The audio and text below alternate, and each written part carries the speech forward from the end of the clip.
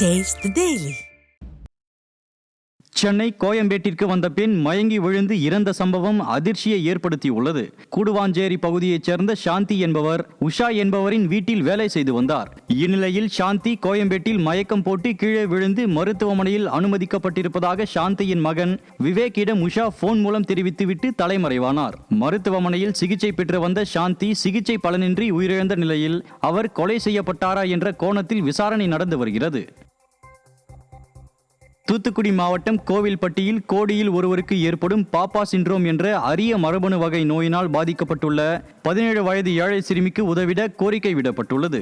புது கிராமம் 4வது தெருவைச் சேர்ந்த +2 முடித்துள்ள செண்பகவள்ளி என்ற 17 வயது சிறுமி பிறந்தது முதலே உச்சி முதல் பாதம் வரை வீக்கங்களுடன் ஒவ்வொரு நாளும் ரத்தம் வெளியேறி வலியுடன் அவதிப்படுகிறார். இதற்கு டெல்லி மருத்துவமனை ஒன்றில் சிகிச்சை அளிக்கப்படுவதால் அந்த சிறுமி சிகிச்சை பெற்றிட தேவையான உதவிகளை விடியாத அரசு செய்திட வேண்டும் என மக்கள் வலியுறுத்தியுள்ளனர்.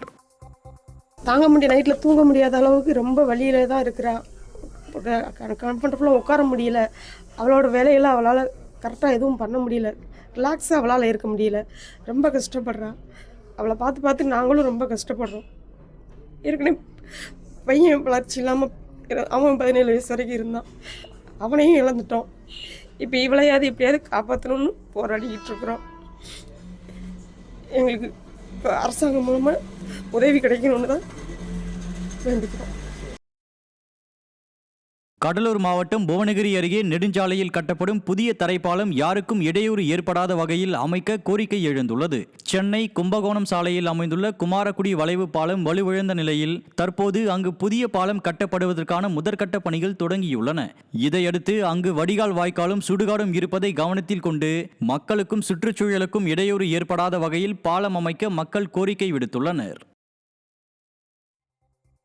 கேரள மாநிலம் கொல்லம் மாவட்டத்தில் கோயில் திருவிழாவின் போது ஊர்வலத்துக்கு அழைத்து வரப்பட்ட யானை மதம் பிடித்து மிரண்டு ஓடியதால் பரபரப்பு ஏற்பட்டது. கொல்லம் மாவட்டம் கல்லடா இளவூர்காவு கோயில் திருவிழாவில் ஆராட்டு ஊர்வலம் நடைபெற்றது.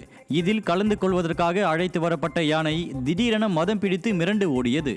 இதனால் பக்தர்கள் மற்றும் திருவிழாவிற்காக கடை வைத்திருந்த தொழிலாளர்கள் சிலர் காயமடைந்தனர். உச்சநீதிமன்றம் உத்தரவிட்டும் விடியாத ஸ்டாலின் மாடல் அரசு தெருநாய்களை கட்டுப்படுத்த தவறியுள்ள நிலையில் தருமபுரி மாவட்டம் பாப்பிரெட்டிப்பட்டியில் வெறிநாய் கடித்து 3 பெண்கள் உட்பட 5 பேர் காயமடைந்தனர்.